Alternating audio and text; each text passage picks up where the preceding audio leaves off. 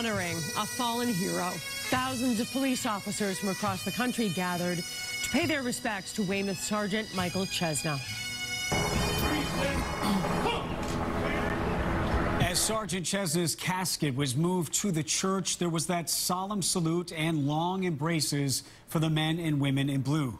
Governor Baker, even Patriots owner Robert Kraft were on hand. WBZ's Juli McDonald is live in Hanover tonight. That is where the wake took place this evening, and Julie, we understand, is just wrapping up. Well, Paula and Liam, this afternoon was that incredibly moving police walkthrough where a seemingly endless line of men and women in uniform file past the casket continuously. This evening, it's been friends and family who know and love the Chesnas. We've heard from a lot of police from around Massachusetts and other states here today. They came with a lot on their minds and in their hearts.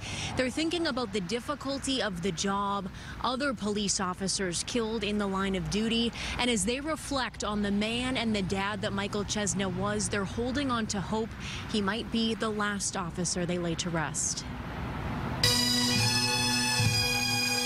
Some wore the Weymouth patch alongside him. Others never met Sergeant Michael Chesna. But the men and women in blue who lined the streets in Hanover Thursday are his brothers and sisters just the same. The amount of officers that are here, it doesn't matter where you come from, it doesn't matter where you work. We're all the same. We're all blue. It's the brotherhood. In these tragic times, we'll all be there for one another, and no one will ever take that away from us. The fallen hero who served tours in Iraq and Afghanistan built a career deeply rooted in service. But his most important role was really just beginning, being dad to 2 young children. It breaks my heart, and I feel terrible for Mrs. Chesna and her family and the children that will never see their dad again. It's awful.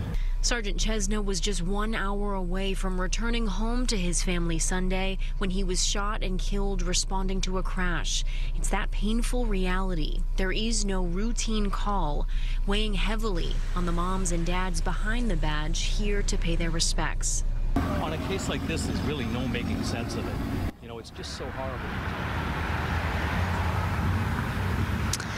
And among the many civilians who came here to the wake included a Springfield woman whose husband and his police partner were killed in the line of duty years ago. You'll hear her heartfelt message on WBZ at 11.